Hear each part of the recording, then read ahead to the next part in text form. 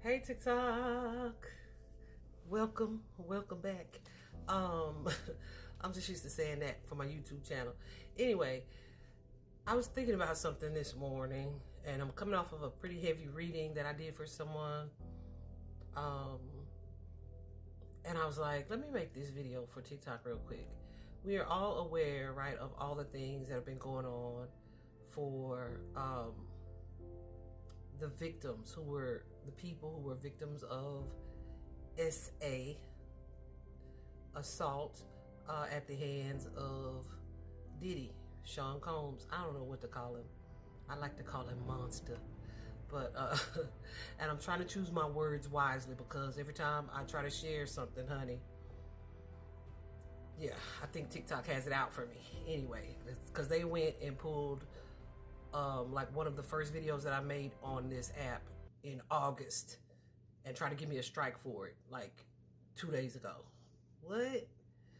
Anyway, I appealed and they restored it, but that just lets me know that they're hunting me.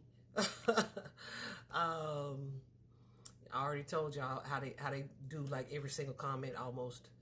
Anyway, so I'm gonna use my words wisely, choose my words wisely.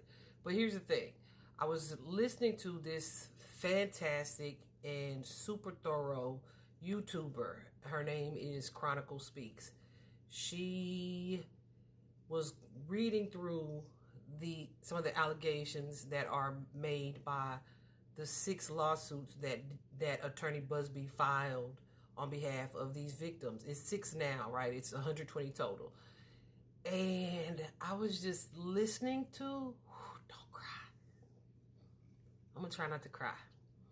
I was just listening to the allegations and I was thinking about how most of them for some time have suppressed that trauma and had to still continue to try to live their daily lives with these experiences, these horrific, tumultuous experiences playing in their subconscious on repeat.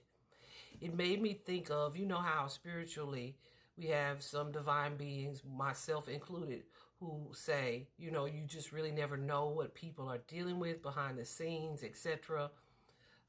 So, you know, be kind for the most part. But then I was thinking about these victims and how they have had to kind of go on with their lives and try to move through their trauma.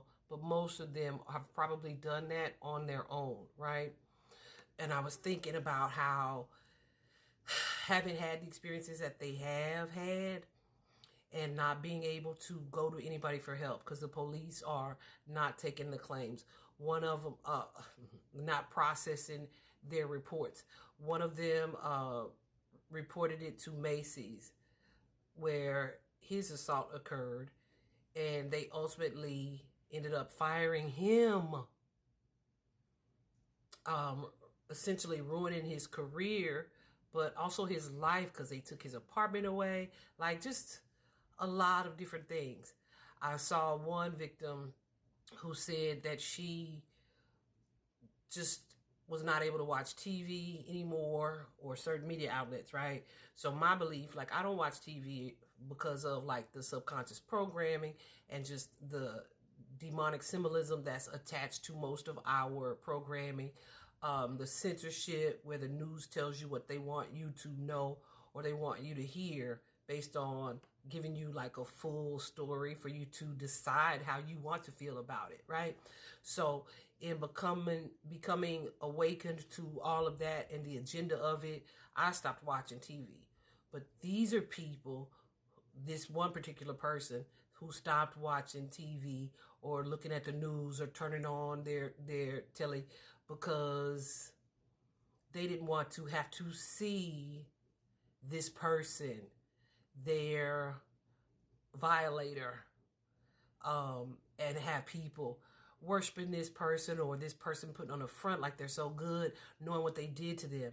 It made me think of the people who experience tragic situations like this of abuse within their own homes, and their mothers and their grandmothers tell them not to tell anybody, or they tell them, or the family knows about it, but they still continue to invite this nasty uncle to events, and they expect you to live in that household, or they expect you to show up at family events and to face this trauma every time you see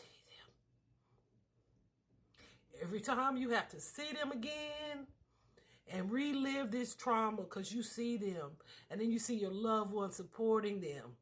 I was just thinking about what a tremendous pressure that is for these people who are obviously strong because they still here, right?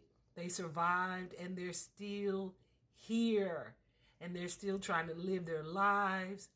And it just really made me think about how true the statement is that you never really know what people are dealing with subconsciously.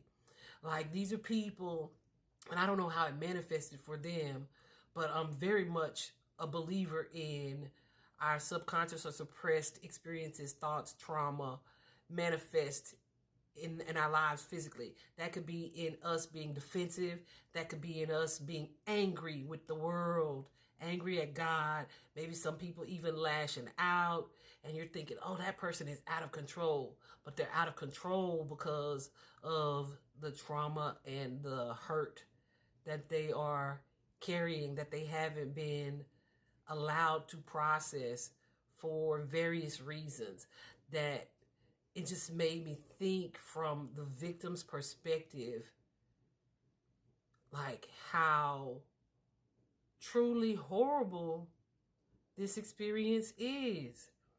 I feel like it needs to be more conversation, but also more understanding when we say, what took them so long to tell? Like, look how y'all acting. I tried to tell it, but I remember I had a student when I was teaching, and she didn't even like me. Like, she didn't act like she liked me. So the fact that she was revealing something, revealing something so personal to me, let me know that this was a true cry for help, because I noticed a change in her behavior. So I was really glad that she felt comfortable enough to tell me why this was. She really was kind of shutting down, and she explained this to me. And of course, we are mandatory reporters, and so we had to get the police involved, and Child Protective Services end up removing her from the home because what was happening to her was something that she had been reporting to her grandmother. And her grandmother was like, not my son, or my son wouldn't do this. Ultimately, I don't know what happened after the fact, but she let me know that she was contemplating dropping the charges. Why? Because her grandmother was telling her that she was destroying their family. Instead of grandmother holding son accountable for his actions and making him leave her home, she put that pressure and that weight on a 13 or 14-year-old, right? I just want us to think about the impact of that. Because, like, Diddy's super powerful, he's rich, and he is a goon, right? And so he had a means to follow through on his threats. Some of these people in our everyday lives and families, they don't have that kind of power, but they still have the type of power that would instill fear in certain people.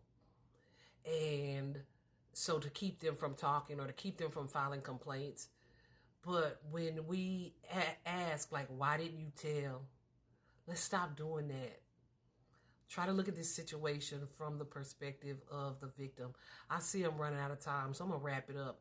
But I just hope somebody sees what it is I'm trying to say with this message. Support the victims more than we do, you know?